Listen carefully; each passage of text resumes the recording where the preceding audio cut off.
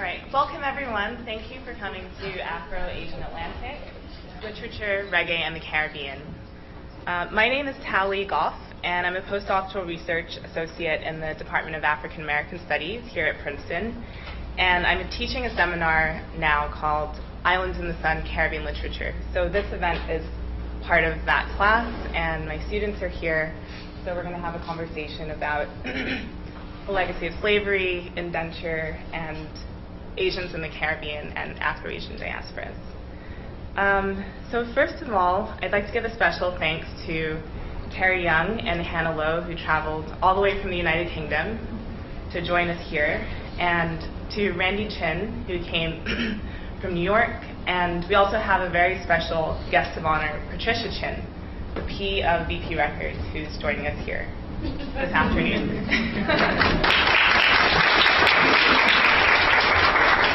So this program is a part of the conversation on campus identities, and it's also possible because of the generous support of the Department of African American Studies, the program in American Studies, the Department of Comparative Literature, the program in Gender and Sexuality Studies, the Lewis Center for the Arts, the Princeton Student Groups, the Princeton Caribbean Connection, and the Asian American Studies Association. So I'd also like to thank a few people on campus who were really instrumental in putting this panel together and giving me advice on the proceedings. So Professors Eddie Glaude, Kanohi Nishikawa, Tracy K. Smith, Wendy Belcher, and Ann Cheng. In addition, I'd like to give thanks to the support of the staff of African American Studies and American Studies Department and Programs. So Dion Worthy, April Peters, Allison Bland, Elio Hieo, Candace Kessel, and Judith Ferks have really been invaluable in putting this all together. So if we could just thank them.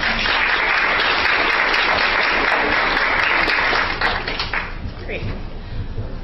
So today we are joined for a panel and conversation about the intersections of African and Asian diasporas in the Caribbean.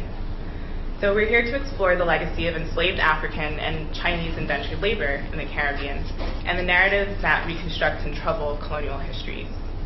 The current of the Black Atlantic and the overseas Chinese converge in Caribbean music and the novels and poetry that we're going to discuss today.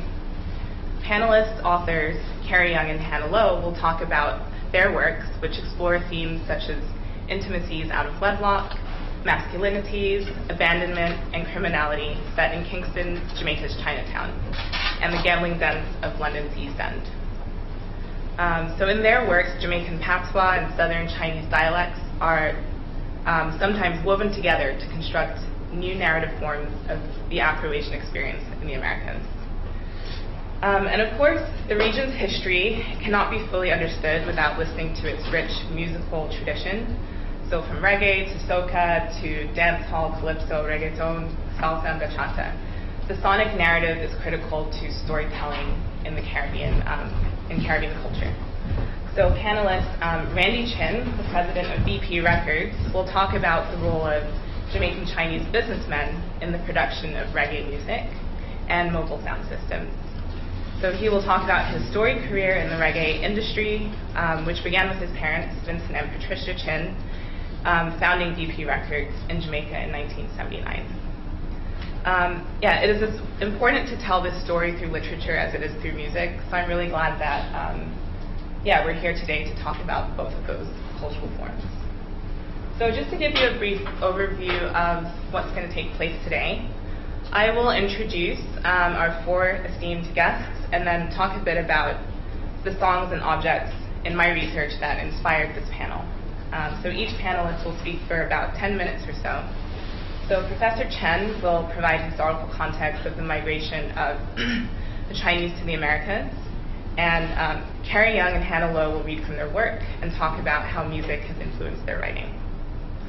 And then finally, we'll hear from the CEO of BP Records, Randy Chin, who will talk about the role of the Chinese in the Caribbean music industry and the story of his parents and their label.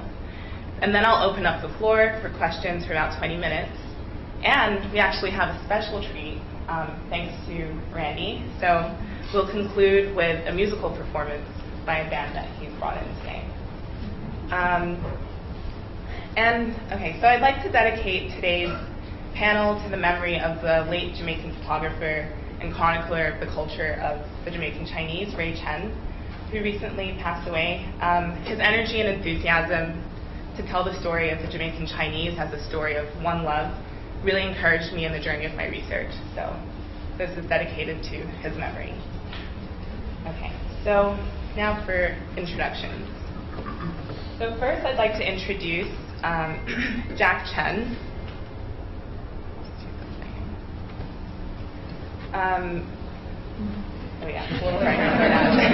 I'd like to introduce historian, curator, and writer, Professor Jack Chen. He's my colleague at Princeton this semester, where he's a visiting professor in American Studies, one of the foremost historians of Asian American cultural history. He's the author of award-winning books that have really shaped the field of Asian American studies. And my favorite, New York Before Chinatown, Orientalism, and Shaping of American Culture, 1776 to 1882, is a book that I return to again and again in my research. Professor Chen is the founding director of the Asian Pacific American Studies Program and Institute at NYU, and he also co-founded the Museum of Chinese in America in 1979, which is located in New York's Chinatown. So he's just completed a critical archival study of excerpts and essays on the impacts of yellow peril paranoia and xenophobia, and he serves as a senior historian for the New York Historical Society's exhibition Chinese Americans, and is at work on a 2-hour documentary for PBS on Chinese exclusion. So our next panelist, Carrie Young, was born in Kingston, Jamaica, to a Chinese father and mother of mixed African-Chinese heritage. She emigrated to England at the age of 10 and lives in the East Midlands. She's the author of 2 novels, Pow and Gloria, published by Bloomsbury. Pow was shortlisted for the Costa First Novel Award and the Commonwealth Book Prize. Her 3rd novel, Show Me a Mountain, will be published in June 2016, and she's currently a writer in residence at the University of Sheffield. Her trilogy of books tells the story of a Jamaican Chinese godfather figure, tells the story of gangsters, and is partly constructed through memories of her father, but is mostly imagined. So Carrie's work considers the way colonialism and slavery have left Jamaican society divided by race and class, and she brings to life the geography of downtown Chinatown in Kingston, Jamaica, written in a mixture of Jamaican patois with inflections of Hakka Chinese. So our next panelist, Hannah Lowe, was born in Essex, in England, to a white English mother and a black Chinese Jamaican father. She is a lecturer of creative writing at Kingston University in London, and her poetry collections include Chick, The Hitcher, and Ormond, and her memoir was just published this past summer called Long Time No See. And her next collection of poetry, Chan, will be published in 2016, so this year. So in Hannah's work, she writes about stories of her childhood and adolescence, and revolving around the mystery of her father, who's Jamaican Chinese, who was a card shark and spent a lot of his time gambling in London's East End. Okay, and then our final panelist, Randy Chin, is the president of BP Records, founded by his parents, Vincent and Patricia Chin, in Kingston, Jamaica in 1957. So Randy joined BP in 1994, and he runs the label along with his brother and sister. So the company operates internationally with its headquarters in New York and satellite offices from Miami to London to Tokyo and Rio de Janeiro. And we have a special table over here with BP Corner and some gift bags to take at the end of the performance. So the company, BP Records, covers the full spectrum of music that derives from the Caribbean, including roots and culture, dancehall, soca. And BP is home to world-renowned artists such as Sean Paul, Elephant Man, Lady Saw, Egyptian, Movado, and many, many others. So for the conference, you can't see it on the slide, but we're going to be using the hashtag Afro-Asian Atlantic. So I encourage you to tweet, Instagram, Facebook, commentary as it's all going on, and if you have questions. Okay. So now I'm just going to talk a bit about some of the objects that have, I guess, inspired my inquiry into looking at the Afro-Chinese experience in the Caribbean. And then also, I guess I'll just mention that for my class, my students have to produce a Caribbean soundtrack. So we're in the studio, mixing and just producing new narratives and ways of telling stories about the Caribbean. So it'll be interesting to see what they come up with at the end of the semester. But I've been learning a lot from them about music, and it's this really great exchange.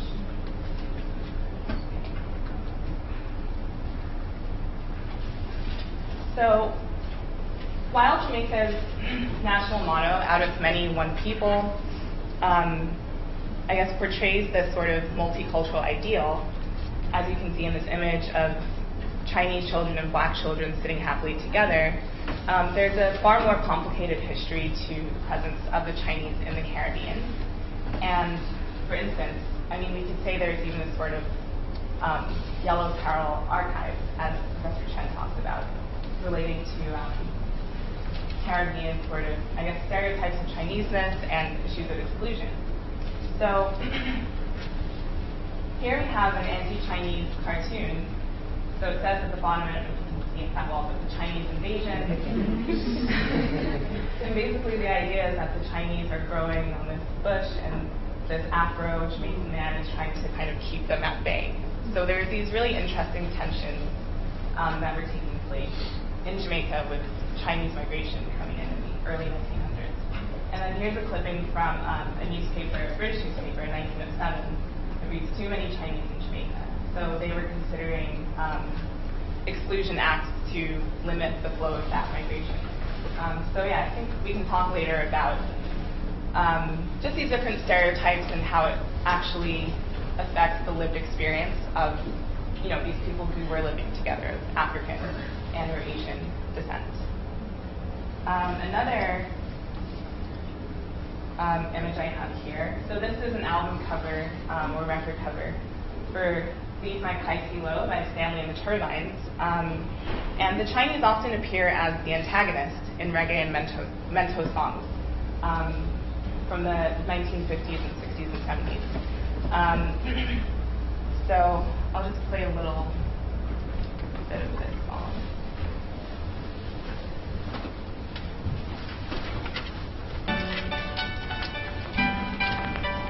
From a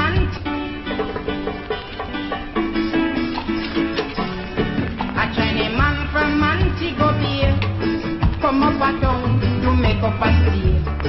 He was a crazy over decent girl. Yes, and him get one with many a girl. Him say, "Girl, I love you to get free food and money.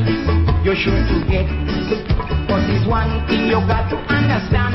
You must not ramp with a nigga man. Why oh, make a man a trouble, make I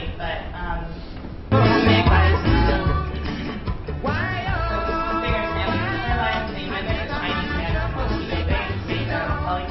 Mexican went down to Paradise, and when him come back, he There's this complicated kind of Chinese. John, he is hard to work.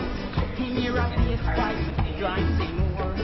John, music I love, and make a man a trouble, make I see love. Why oh, and make a man a trouble, make I see love. Why oh, make a man a trouble, make I see love. Leave my Actually, former BP records artist, young man, who's Afro-Jamaican. So I have some of the lyrics. Every day you have to be blessed. One to the left like me and lag and sound.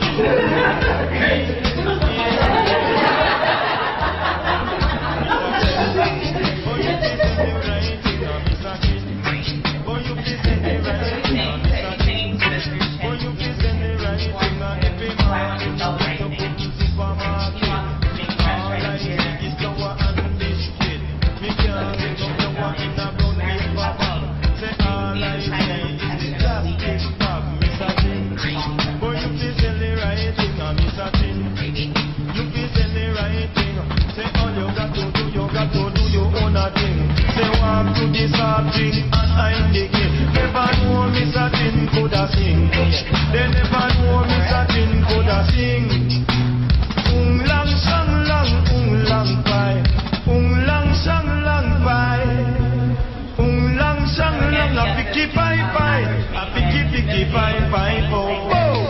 Mr. Chin, boy you should tell the right thing, Mr. Chin.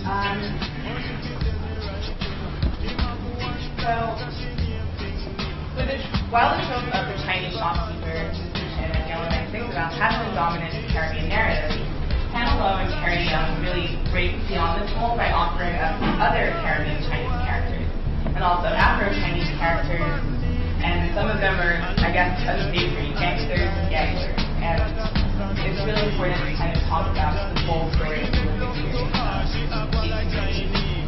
of these communities. I have a couple more song lists for us. So, the Chinese are not always the antagonists in these reggae and musical songs. Here's an example of a song by Jacob Miller. I took a trip out to China way. Said I'll stay just a day. To my surprise, there to see another lover there for me. Susie Wong, she's a lover. Her word are hard to discover. Susie Wong, she's my baby. And don't think I'm crazy. And then my final song list for you is obviously, I mean, when you think about Caribbean music, it really is global music. And even from 1959, China was sort of singing back in a way. So this is Grace Chang from 1959 film.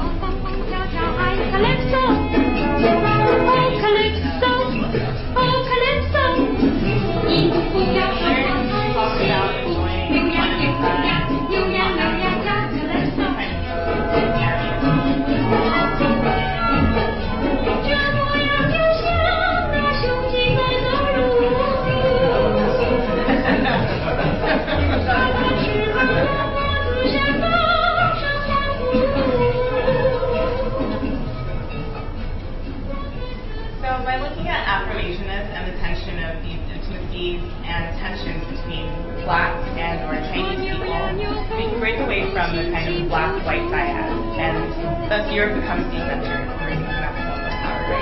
And primarily what I'm doing in my work is sort of considering these Afro-Asian intimacies and the sort of anti-colonial power of what W.B. Du Bois talks about when he spoke of the darker races or the darker nations. So with that, we will start off our panel.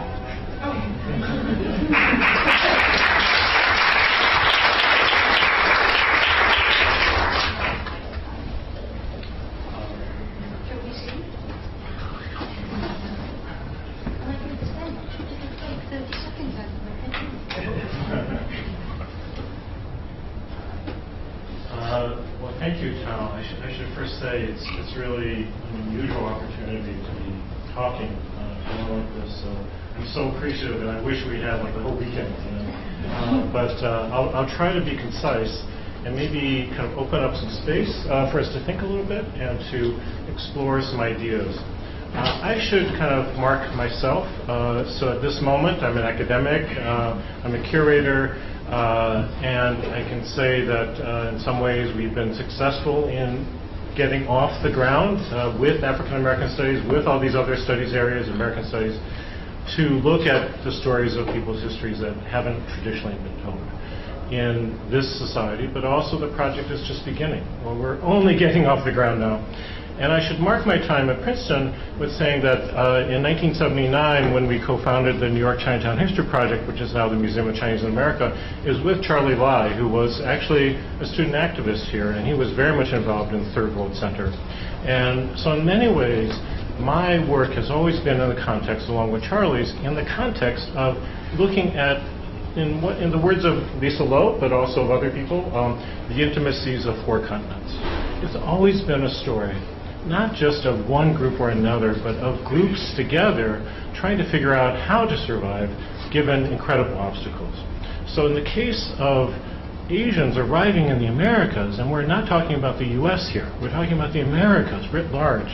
Because when we only talk about the Americas, somehow we only talk about when the U.S. is able to basically acquire land and conquer land, right, in the American continents, to the point that Chinese begin to arrive in San Francisco as part of the U.S.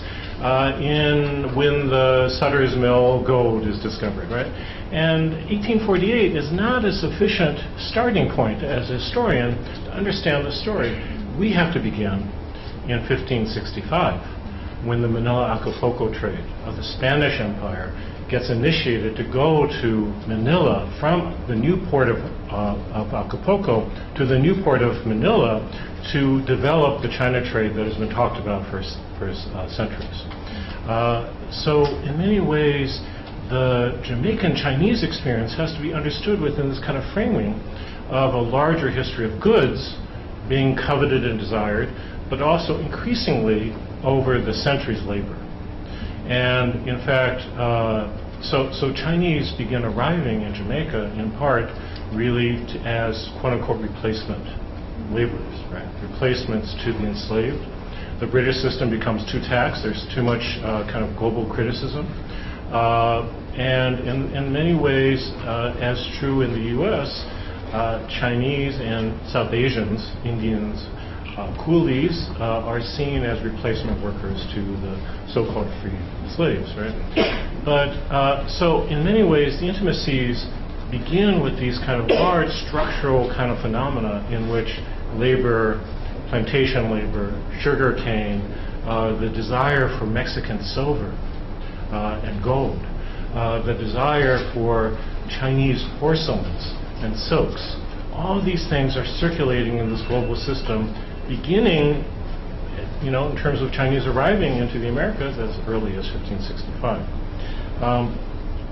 I should also say that part of the challenge that we have once we have been able to start African American and Asian American Studies departments in the universities is that then in some ways we drift apart and we tend not to have as much of an opportunity to then bring our histories back together again in a context that actually begins to make some sense in terms of people's histories.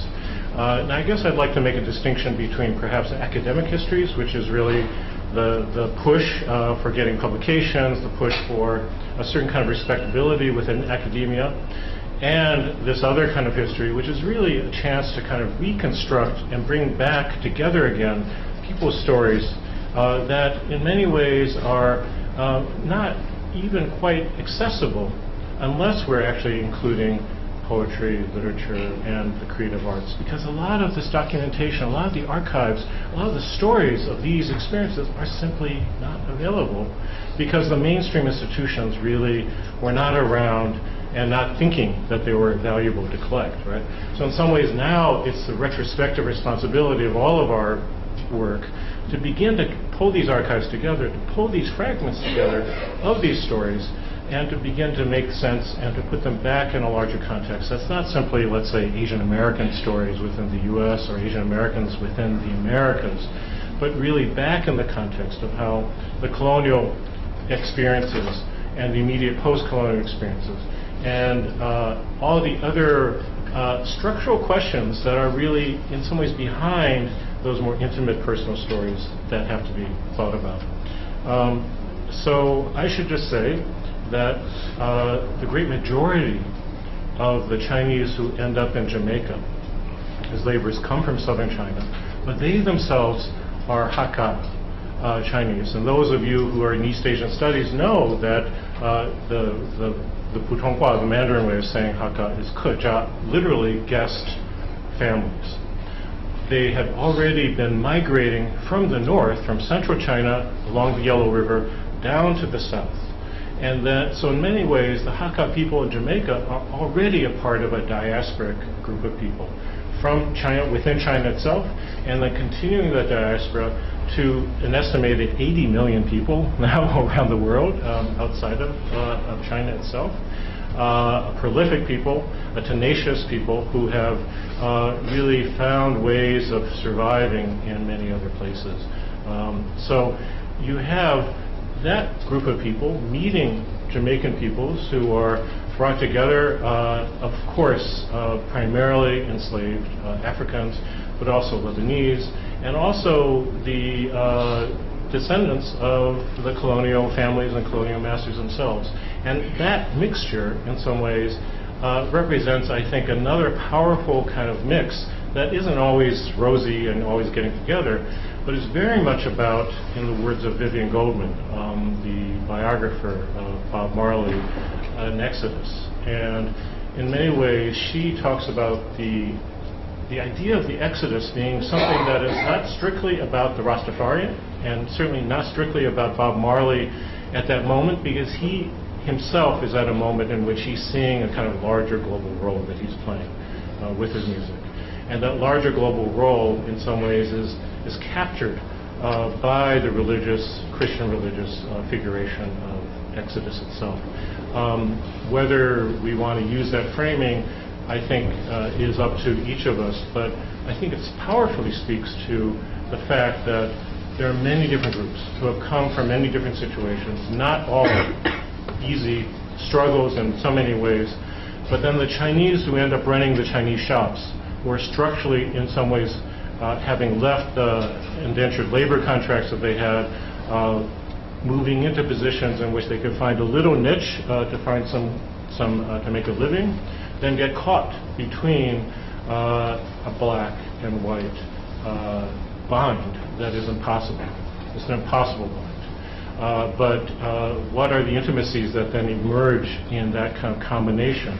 Not just three-cornered, but also with Lebanese and other many variations of folks within each group, then in many ways is what's captured, I think, so beautifully and powerfully, not in history, because we don't have those stories sufficiently documented in the history archives, but now especially in the creative work of novels, hopefully music, poetry.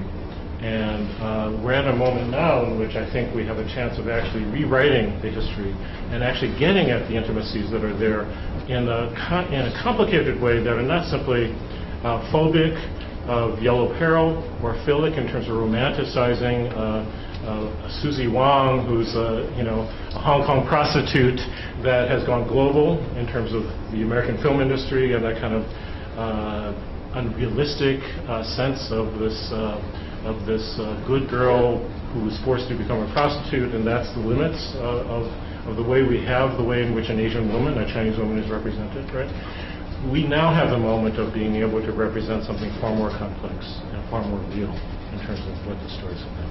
So let me just end there, and happy to kind of mix it up. Thank you.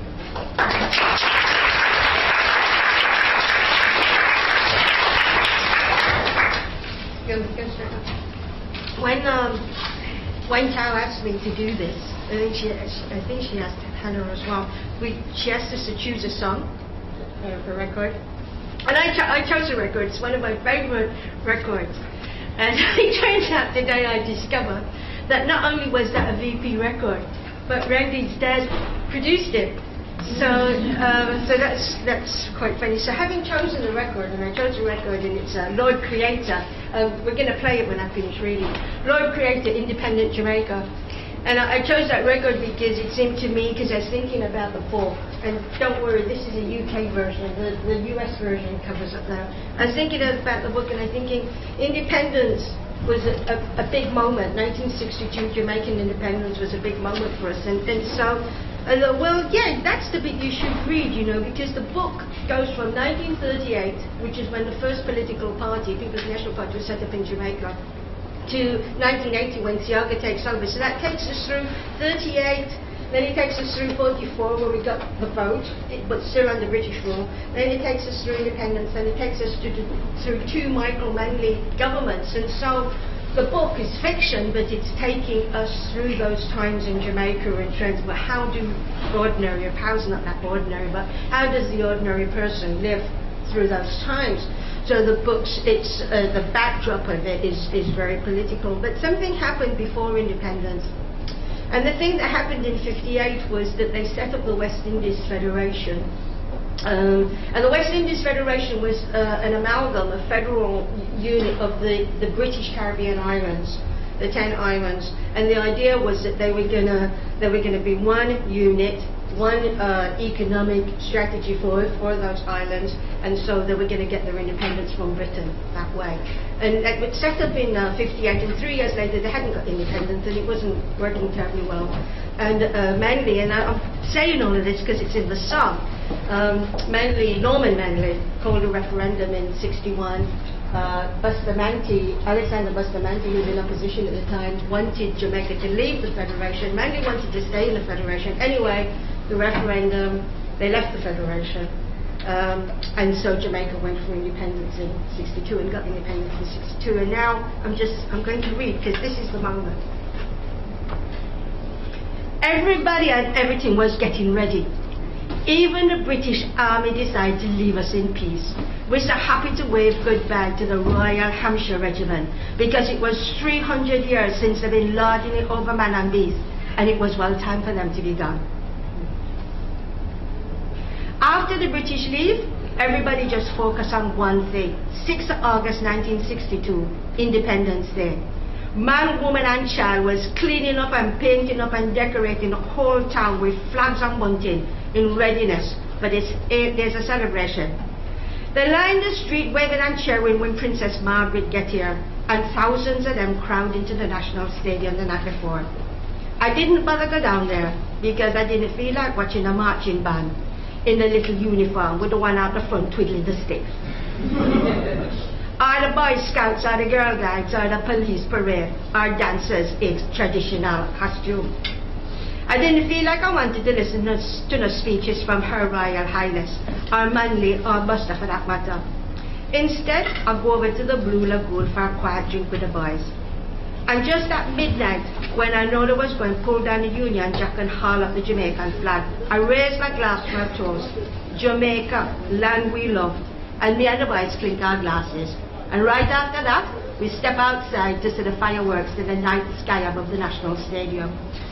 And if I think I already hear enough of Lord Creator, then that was a big mistake, because the next day was Independence Day, and I was listening to him 10 times over, with every verse repeating on itself, booming out of every car, house, store, bar, and street corner juke joint, all at the same time. They played that record till the groove must have been going flat. And every time he sing the chorus, there was a whole heap of hooting and hollering and clapping and cheering. It was downright merriment. There was people singing and dancing and waving the new national flag and wrapping it round themselves, like to show how much they're in love with it. Yellow for our natural riches, black for the struggle, green for hope.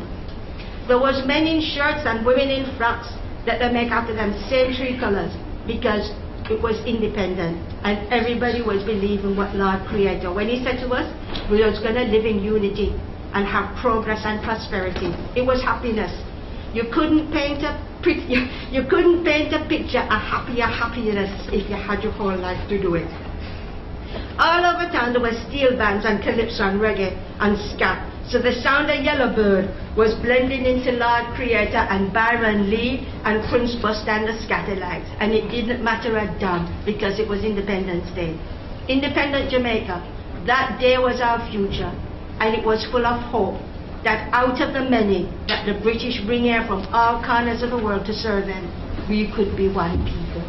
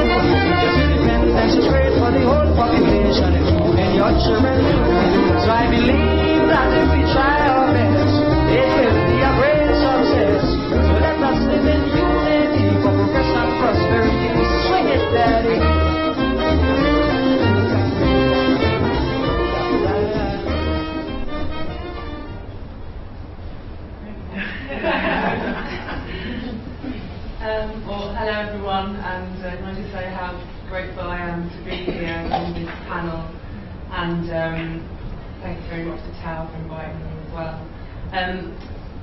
So as Tao mentioned, my father was part Black Jamaican and part Chinese, and migrated to the UK in 1947, but prior to that had already migrated once to the US as part of the farm labour programme. So I think migration is really at the heart of the Caribbean experience. And my own Chinese grandfather, Lo Shu-on, had arrived not as an indentured labourer, but as a migrant joining family in 1918. And the first poem that I'm going to read to you is really about the way in which my father conveyed his Jamaican Chinese culture. He wasn't a particularly talkative man, and I think, like, it's very common to the migrant experience, food and music were the two places where his Jamaica was conveyed to me. And I think, like many single young men who migrated, they had to learn to cook. So my Chinese grandfather had been quite a cook, apparently, and in England, my dad would always make Chinese or Jamaican food for us. And one thing in particular he used to do was make these Chinese sausages, which I believe in Jamaica you would hang out in the sun to dry, but in Ilford, Essex, where I grew up, we hung them on our washing line. And if you know anything about English weather, you can imagine that all of these sausages made it onto a plate. And in the poem, my mother's mother, my mum was white, and her mum was a white working class immigrant who had moved out of East London, in her words, to escape the bleeding immigrants. She only got as far as Ilford, and hot on her tail were the immigrants. And then woe begone when she ended up living in our house. She lived downstairs, and my parents upstairs, parading their miscegenation. So in this poem, I kind of reimagine, I guess, my mum and dad's, what drew them to each other. Sausages. They hang from the washing line between the tea towels and bleached sheets. He has pegged them in neat clusters, dark fingers of blood and gristle, with twisted ends and oily skins. They flame against the trees. She smells them from the back door, ginger, clove and fennel. The house is quiet. He is hiding from her.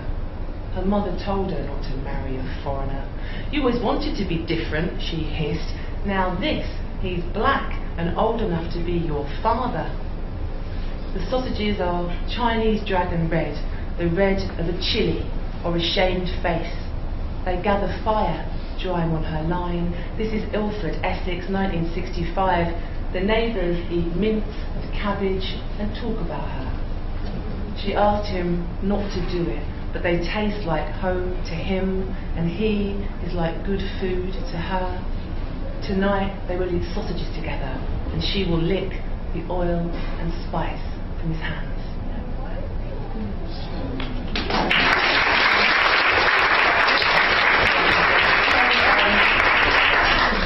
No, I don't think that's all I'll do. I think it'll be fine.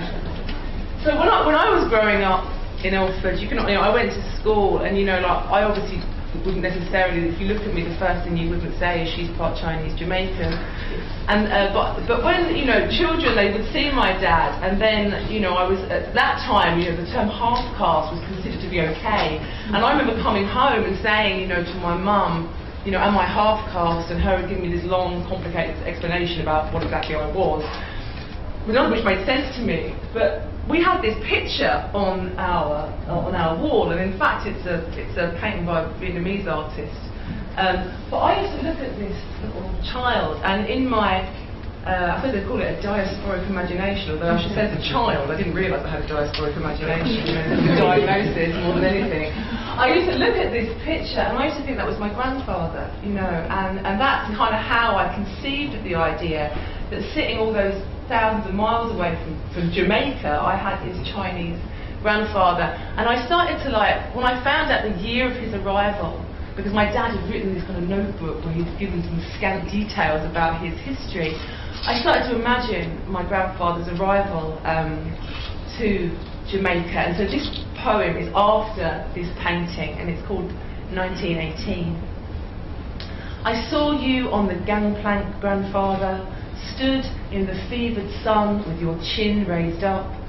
Nothing in this strange new world could faze you, not the grave black faces on the dock, the bone-thin men, the women in stained dresses, not the rash-faced guards who read your papers, their orders unfurling on pointed fingers, fingers that gripped your wrist and split open your mouth to count your teeth. I saw you there, heaving through the crush, searching out the voices from the hold, small men with bright black hair and sea eyes like yours. And if I saw you there, didn't I see you on the other side, stepping through the silver days of rain on the Shanghai wharf, with no one behind you waving goodbye and nothing to go back to? Didn't I see you where the mountains puncture the sky and the plains are cold and blue, a river slicing through the troubled earth where rusted shacks squat low? Didn't I see you peering through the reeds, small barefoot boy crouched down with an armful of bamboo?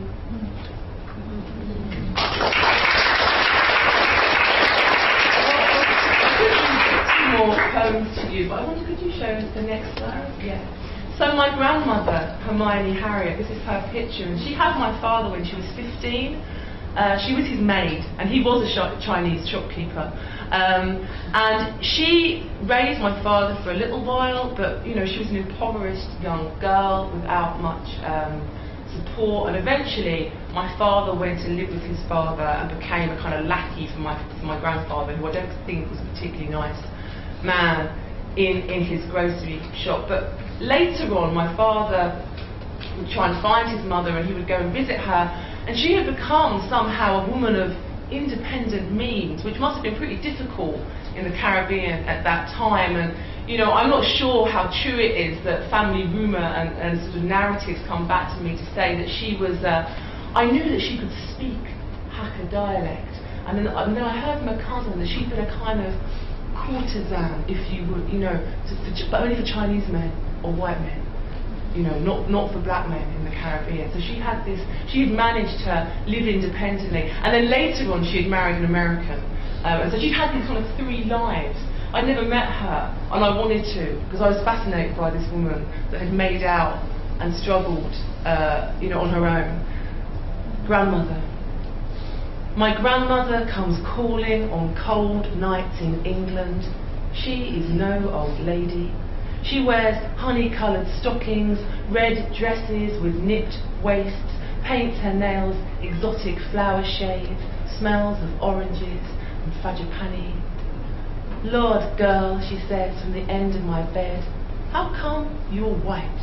How come so tall? And she mutters Chinese to my bedroom walls.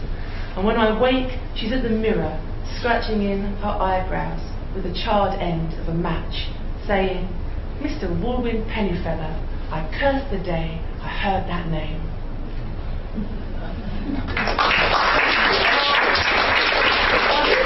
The poem that's about music, and it's really about how, you know, Caribbean music has been quite a big part of me kind of like thinking about my own identity. I should say that my dad left Jamaica in 1947. He didn't like reggae music. He disapproved of Rastafarians. He's a colonial Jamaican, and he liked jazz and blues and calypso. And one of the little clips of song that Hal played, a calypso song that he liked. But when I went to university, after quite a few years of sort of always explaining my dad away as a kind of anomaly, when I got to university and fell in with a crowd of like middle-class white kids, many of whom had dreadlocks, who were quite into reggae, you know, the fact that my dad was Jamaican all of a sudden got me a lot of cred. And even though it was obviously like a big misunderstanding, I just let that roll. So one of the places that I'll mention, one of these guys was a boyfriend, and we used to go to this a sound system called the Afro-Asian sound system in the House of Roots under the arches at Vauxhall Railway. This is a good 20 years ago, but if you go to London now, you can still go to the Afro-Asian sound system and hear a sound clash. So this is like heavy dub music I'm talking about. But so the poem is called Reggae Story. and it's the last memory. Reggae story. My father liked the blues and Lady Day. He left Jamaica way before the reggae rocked all night in backstreet studios before King Tubby or Augustus Pablo. But I used to love a boy who loved dub reggae, loved thick lugs of ganja, loved on Sunday nights to cross the river, take me to the House of Roots and Abashanti in the cobbled arches under Vauxhall, where the Lion of Judah decked the walls and stacks of speakers pumped electric bass, a single bulb above the smoky haze, and on the stage a little dreadlocked man like Rumpelstiltskin shouted "Jar" and spun his blistering tunes on a single turntable, and shut-eyed men called back over the vinyl, "Jar Rastafari." Next door the old guys were like wizened goats with yellow eyes, hunched over games of chess and ginger tea, below the golden-framed Haile Selassie, King of Kings. That boy didn't know my father was a white-haired, godless pensioner, and reggae music never really got me until I played it on my own. Uroy, Johnny Clark, and even then it came to me like hymns, Fauré's Requiem, Vivaldi's Gloria. That boy thought I had a Rasta like Prince Farai for a dad, not the silent island man who sat beyond the bedroom door I'd listen at to catch a woman crooning down the melody. I can't give you anything but love, baby.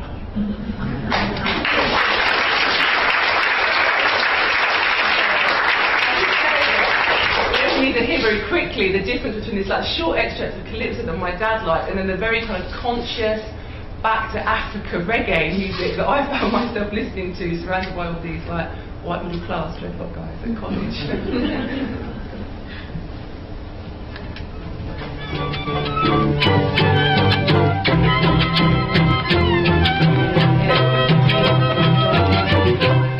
After Johnny eat my food, after Johnny wear my clothes, after Johnny drink my rum, Johnny John rum and he take my wife.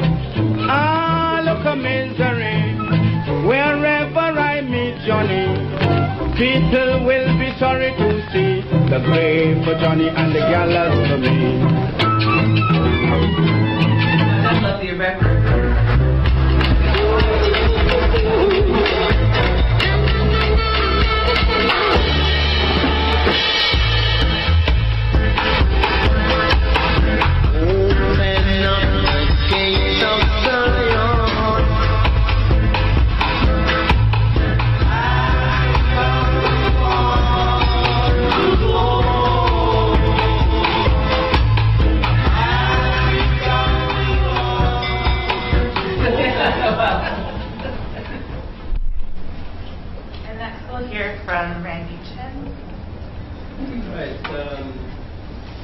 Thank you, Tom. I really appreciate you inviting me.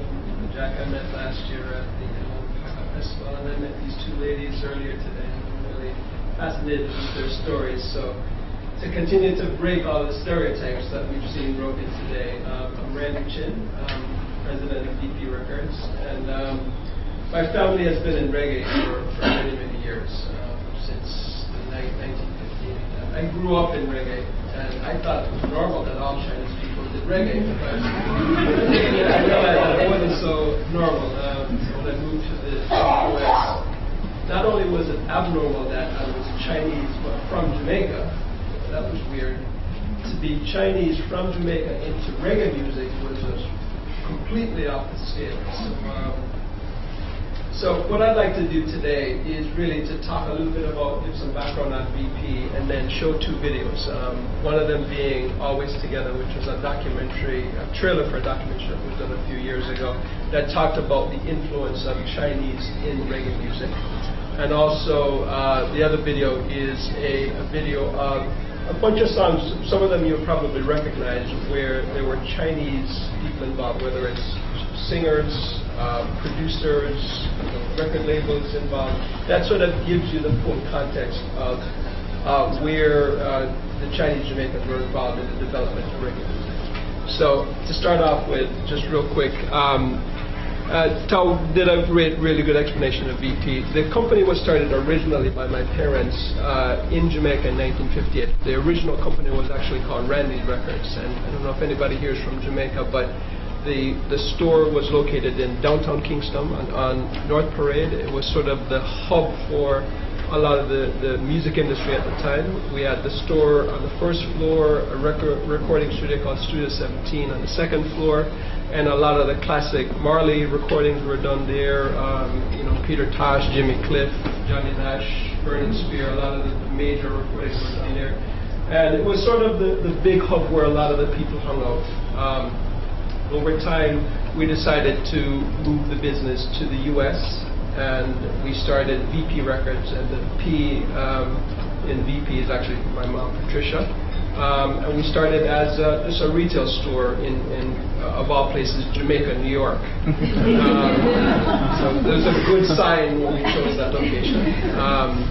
So that business turned into a distribution company and eventually a record label that signed many of the sort of the major record reggae stars, including Sean Paul, and worked with Shaggy and Shabba Ranks and Egyptian and Sizzla and all of the sort of contemporary reggae artists that are around today. So we're currently the largest reggae label in the world. We have offices, the main offices in New York. We have an office in Miami and Kingston, in South Africa, in Brazil, in Tokyo, and also in the UK. So that's just a brief history of VP. So I'd like to then maybe play the video.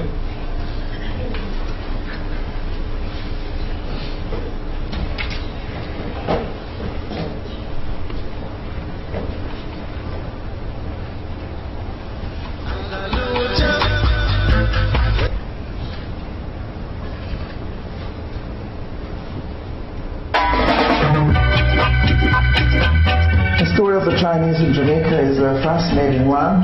But what the Chinese found was that there was a desperate need to meet essentially the consumer needs of the present. Shops, they needed shops, basic shops. My parents had a shop where they would, from nowhere, they would go to any part of the country and they create a little shop, and they would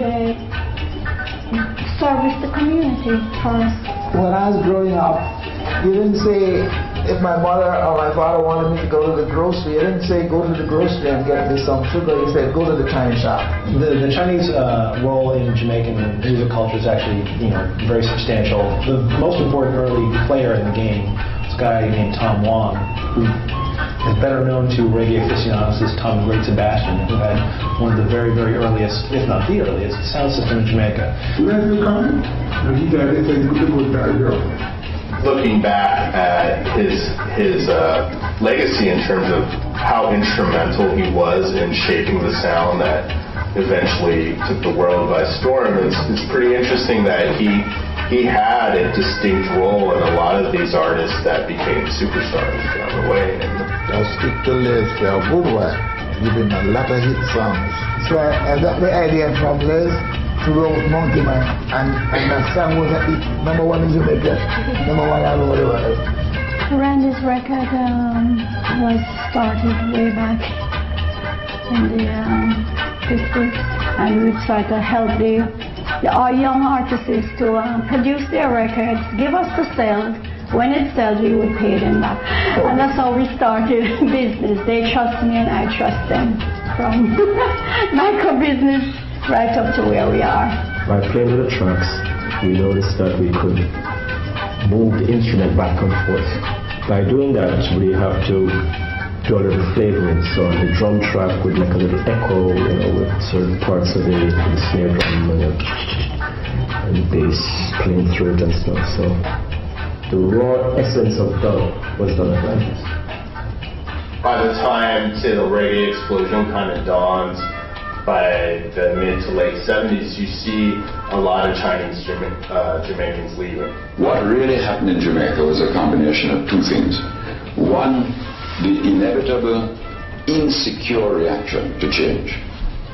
And this you just have to accept. But it also was taking place in a context of the most wrenching economic circumstances that you can imagine. So you have all these folks who are participating in the production and the distribution of reggae music.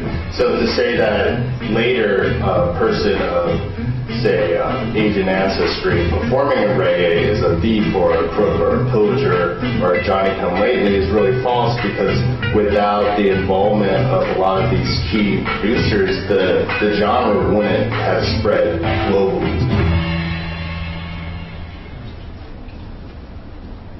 Next video is sort of a video mashup of various songs that were Chinese and Jamaicans were involved, whether it's on the production, artist end, or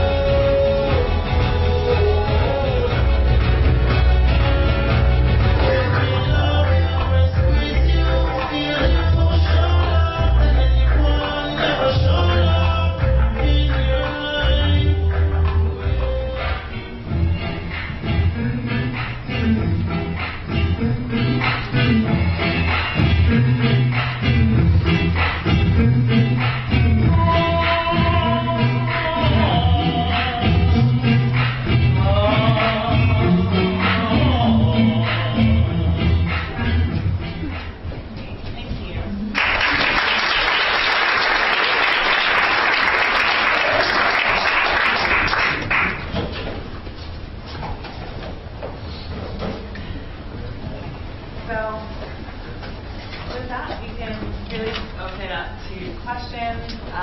My students know that that's an example of the kind of production I want to see for their final project.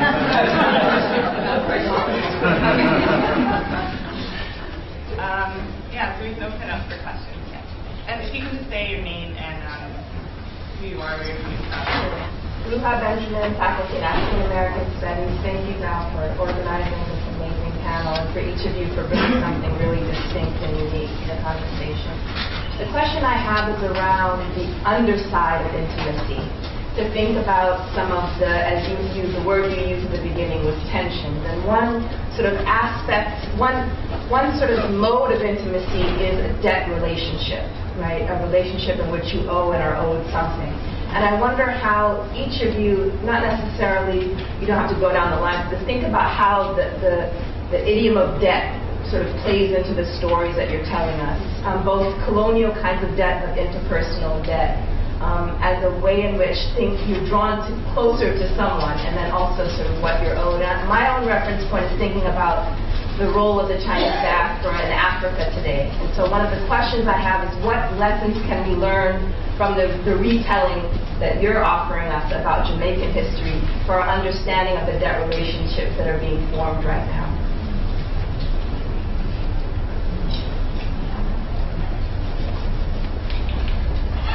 It's an excellent question, and I think it speaks to the core of globalization dynamics in the past and in the present. I guess I've been trying to think some of these questions through, and I don't have the full answer perhaps that you're looking for. But certainly in this moment of neoliberalism, in which the goal is to have every single part of our lives be so fluid in terms of being able to exchange it for money, and having money be, kind of really the dominant process which brokers all relationships. The kind of exchanges that we're talking about in these earlier moments are not quite so liquid and are more grounded in barter relationships, for example, and gift-giving relationships. And it's not to say that one totally dominates at any given time. I think that's part of a problem that we have in our analysis. I think oftentimes, even now, we have all three going on at the same time within very intimate family relationships, but also obviously in the marketplace or in the university. So I guess I would kind of maybe just start out with kind of framing it that way and saying that I think in terms of colonial powers, they really didn't know what to do with Asia. And that Asia already had a deep tradition of very accomplished global business relationships and had their own form of globalization before the British were able to basically smash it through the opium, right? So we're not talking about simply British imperialism coming in. We're talking about a pre-existing system of very effective intra-coastal trade and silk route trades that had gone on for a very long period of time. And there are lots of kinds of very complicated exchanges of cultures, debts, gifts going along the way, in which then we of course think of silk, but there are many other things going on. I'm teaching a course now on noodles, along the Silk Route, and certainly we can't think of noodles, and we can't understand the noodles without understanding the Silk Route, really. So we take that for granted now, but it comes out of many centuries of exchanges, of relationships that were not strictly about making money. I guess for me that helps to set up the conversation. It doesn't end there, obviously, but yeah. Yeah, thank you for that question. I could probably say something a little bit more on a kind of personal, familial level about, because I was talking earlier about what attracted my parents to each other, and I read that poem about it. And I think for my dad, this is about the kind of debt and what's exchanged in a mixed cultural, mixed race relationship. And at that time my parents got together, my dad, having grown up in colonial Jamaica and kind of being very involved in independence politics and believing in Jamaica's independence, was also completely enamoured with English institutions and so forth. And so to marry my mum, who was a middle-class teacher, there was a kind of there was something in that. There was a buying in there, and for her to go against her mother, to meet someone who was kind of, I suppose, exotic and exciting, but also politically engaged as she was. That was the kind of exchange, right? And the other thing about my dad, which I didn't mention in my reading, is that he made all his money when he didn't always have a lot of money. He certainly had a lot of money. When he did have money, it was made through gambling, right? So, and he was a poker player and a dice player, and he had probably inherited some of that from his father, who, one of the things about my grandfather, if you want to explode the kind of Mr. Chin myth, is that Chinese in Jamaica are incredibly industrious and hard-working. Well, actually, my grandfather, by all accounts, was a profligate and spendthrift who got himself into a lot of debt and twice burnt down his grocery store to pay off his gambling debts. So he goes against that kind of stereotype of the hard-working, industrious Chinese shopkeeper. He was a gambler as well. He played mahjong and lost a lot of money doing so. So sometimes I read in my writing, I read the idea of my father's gambling as being a kind of quiet heroism. He had no access to institutions of education or to kind of well-paid, legitimate employment, and so his unorthodox lifestyle in the kind of, you can literally think of it physically and metaphorically, in the underground, in the basement clubs of London, was a kind of mode of survival and a way of fighting back, right? But that doesn't come without debt, because that lifestyle comes without a pension, it comes without financial security, and so for my mum, there was a loss, there was a debt there as well. So I guess on a kind of familial level, the idea of debt and intimacy is quite an interesting one in my family. I think it's an interesting question. Sometimes when you think about it sometimes, and you think about the myth about the Chinese in Jamaica, and the myth is that the Chinaman has the shop. And so the African Jamaican comes and shops at the shop and is in debt because he's borrowing money or is whatever. And that was sometimes true. It was also sometimes true that the shopkeeper lent money to the customers who couldn't pay or needed money for whatever. So that's a complicated relationship. It's not straightforward, and it's not contemporary. Towards the end of the book, Powell encounters an American called, let me remember his name, Ian Maynard Ferguson. So his initials are IMF.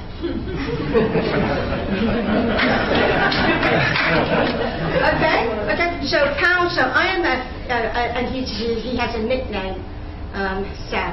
His nickname is Sam. So Sam has bought a hotel.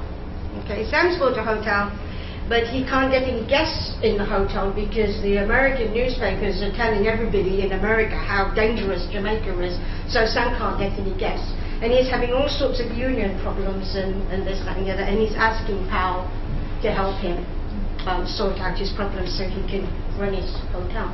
So the thing about that relationship with the IMF, of course, is that's not new. When you talk about the Chinese relationship in Africa, but the IMF has a long-standing relationship all over the place, and one of the relationships that the IMF had with Jamaica in terms of that debt relationship, actually when Manley went to the IMF, they insisted on a number of things that actually broke the country. It bankrupted Jamaica. Two things bankrupt Jamaica under the Manley administration. One was a relationship with the IMF, which required no public spending, a devaluation of the Jamaican dollar, so all of the social programs had to stop, etc. So that was one thing with the IMF.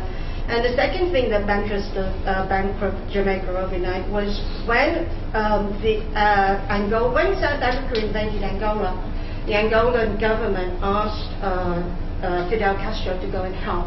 And Castro went and he helped, and Manley, of course, and Castro were quite friendly, and Henry Kissinger came down to Jamaica, and he said to Manley that he wanted Manley to distance himself, to disassociate himself from what Castro has done in Angola, and Manley said no. Henry Kissinger came back to Washington, cut off our aid, And then all the newspapers in America were telling all the American tourists what a terribly dangerous place Jamaica was, and nobody. So we lost the A, we lost the tourism, which is the heart of Jamaican income, if you like, and especially tourism from America at that time because that was the closest country. And we lost everything with the whole IMF situation, and of course that lost Manly a lot of favor. So that's a debt relationship. Yeah. So I think that when we talk about the debt relationship, and we kind of have this fanciful idea that the Chinese now are going around the world creating this debt relationship, we have to remember that that happens in a context.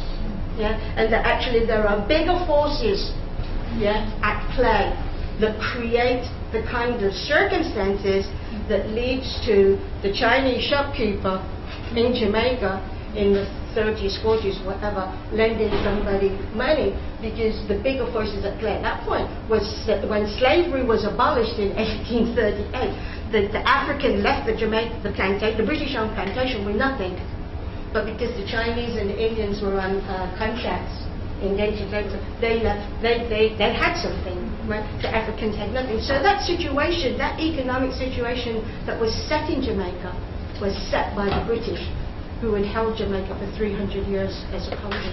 So I think that when we talk about the relationships, there's debt relationships, or whatever kind of relationships, we have to remember that all of those relationships exist within certain political and economic contexts, yeah, that usually are controlled by people outside of the relationship.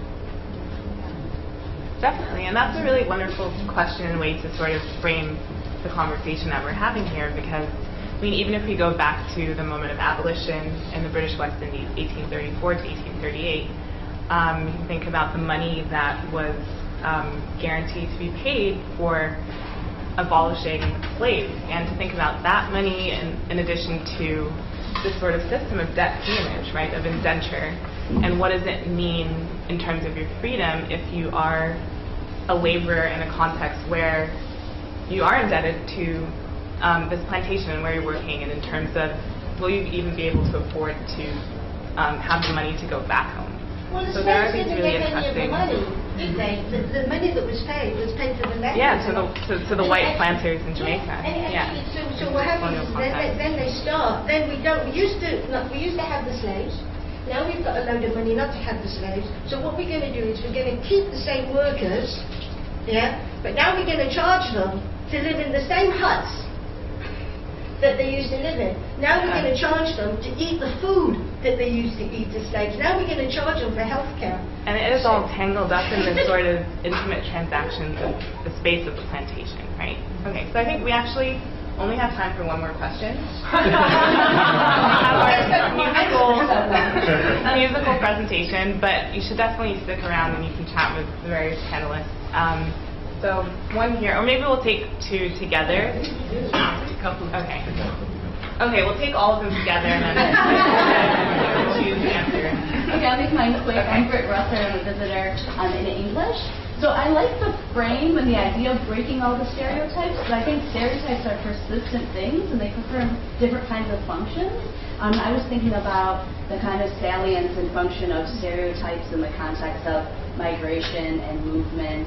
And dislocation, and in that context, the real lore and important function of certain kinds of stereotypes. So I'd just love to hear a little bit more about the kind of function and importance of and role of Asian and Black stereotypes in this Afro-Asian context. Okay, and then the next person. My question might be kind of related to Brett. I'm Norwegian Nave, and I'm a legal professional. And I do a lot of work with Japanese reggae artists who go to Jamaica to record. So I've actually interviewed a bunch of Japanese reggae singers, and then I actually went to Jamaica to talk to a bunch of Jamaican producers. And obviously the racial, national, ethnic dynamics are kind of interesting. So I wanted to hear from your point of view, how you see race, particularly in this Asian or mixed race status affecting the reception of, say, of an Asian artist? I know you presented a number of Asian musicians, listeners, and producers. I believe there was a controversy about Piano Chen section. So I wanted to hear from you guys how you saw the reception of Asian artists and whether or not they have to play to certain parts or victims of certain parts. Great, thank you. And then we had another question. Oh, yeah. I have any more to share after. I wanted to say a little bit more about wounded intimacy. Wounded intimacy. That is to say, thinking about the father who had to go back, your father had to go back to his grandfather, his home, and treat it as a life force for us.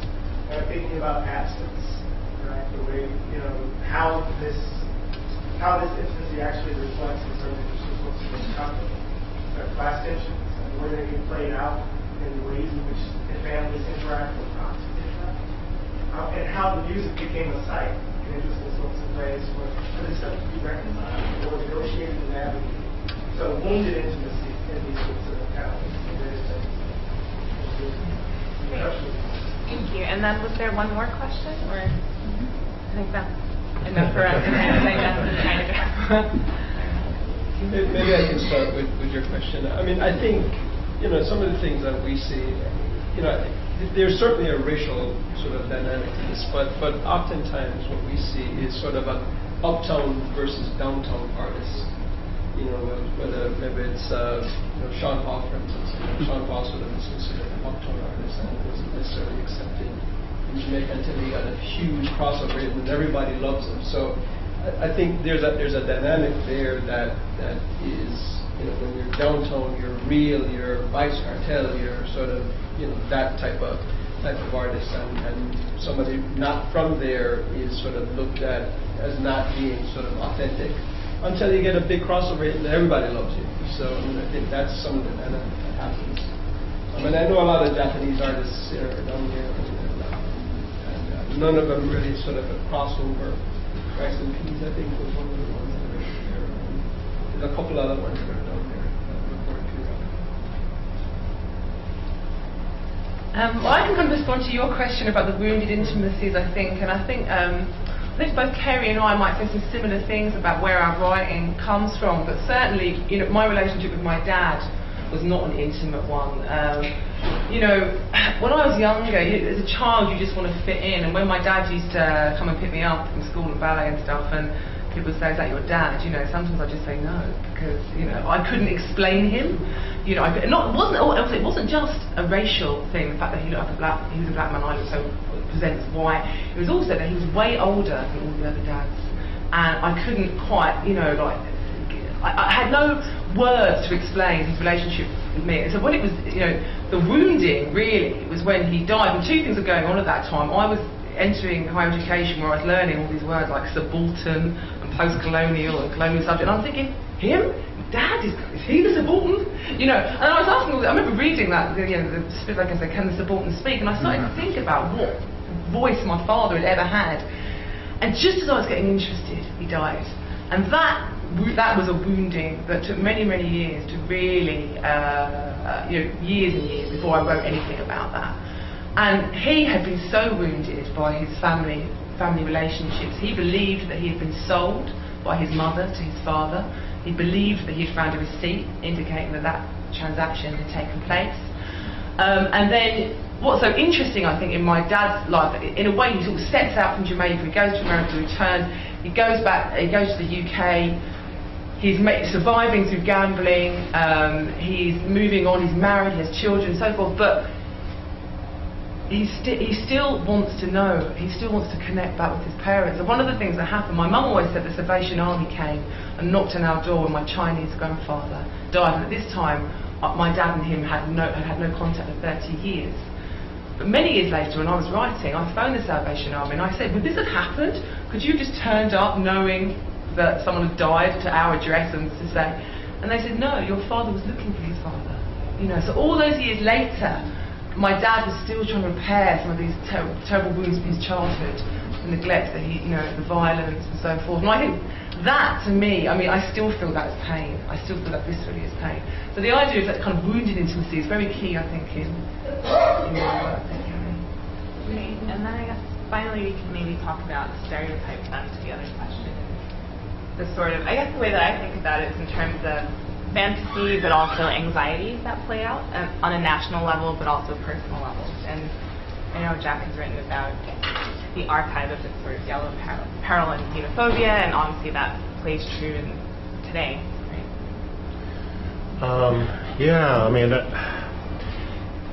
I'm thinking, Tao had mentioned earlier about triangulation, and I think we have to be always aware of that historical context and the triangulation that is going on, and resist the binary. So that the binary is all Chinese are this, or all Japanese are incredible, and Japanese products are amazing, and that kind of one extreme or the other. And in fact, the way that operates in terms of stereotypes is oftentimes in terms of triangulation.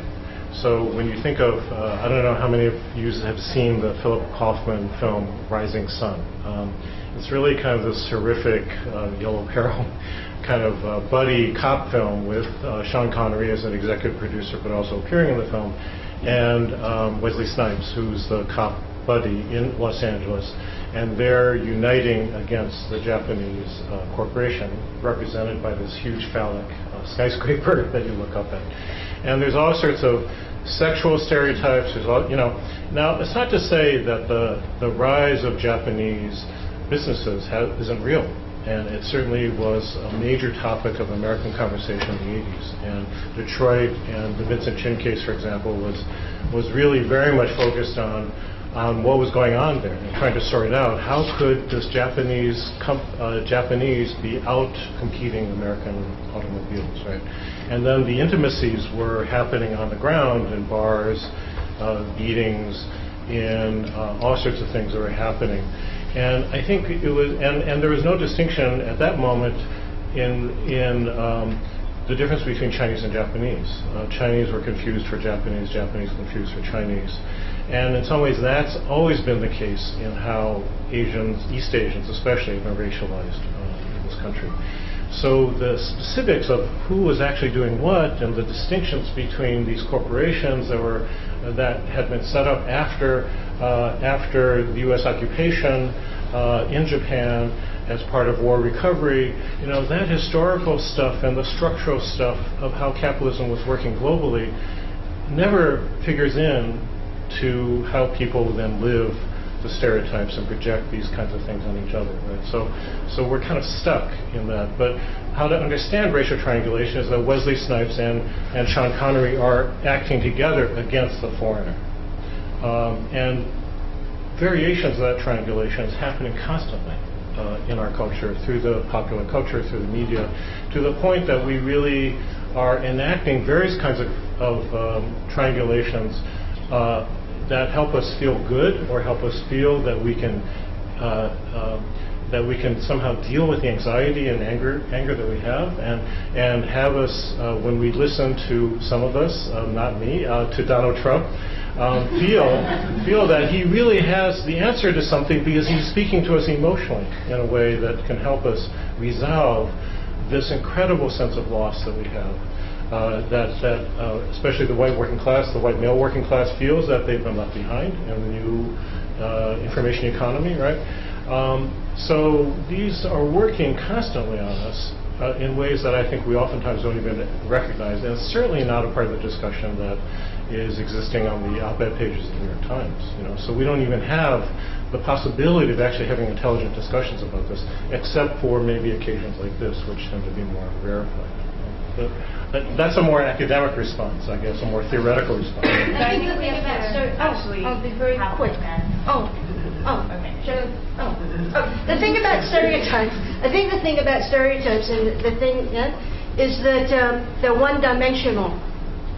So I'm not going to say the Chinese aren't industrious, which is a stereotype. I'm not going to say that Jamaicans aren't noisy, which is a stereotype. The thing that I'm trying to say is we're a lot more than that. And the problem with stereotypes is that stereotypes reduce a group of people to one thing. Yeah?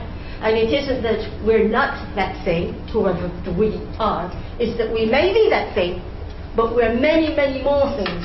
You know, we're three-dimensional, and I think what I'm trying to do with my work is to say that we're all three-dimensional. We're not, no, black people, the African slave in Jamaica is not that. The Chinese shopkeeper is not that. You know, and that's the problem with stereotypes, is the stereotypes can't see people in the fullness of who we all are as individuals, but as members of different groups. Right? And I think that's the problem. It isn't, you know, it isn't the stereotype that exists. The stereotype's wrong because some of those things are true. We are like that, but we're also a lot of other things that the stereotype, whatever it is, kind of ignores. Yeah, and your work, both of you, you're creating these characters, right, with complex histories and stories. And we were talking about, I mean, so there's a TV series that's going to be in production of Carrie's work, and just how that opens up work for black actors in Britain, for Asian actors, and that they can play a complex role and not just a sort of stereotype, right? So that's nice and exciting. So at the moment we've got British-born Jamaican actors teaching British-born Chinese actors how to speak Jamaican. Okay, so I encourage you to, so we have the book signing table over here. You can buy books, and the authors will be signing, and then we have the VP table over here and gift bags for you. And then we're going to have a musical performance by the Brown Rice family. So we're just going to set up a little bit.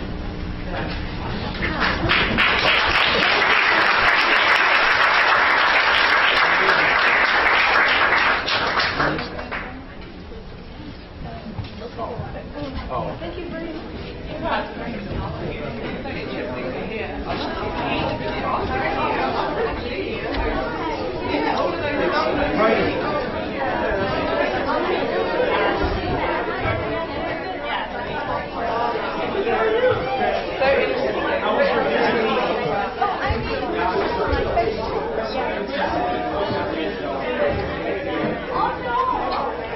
Well, you should have enjoyed. Like actually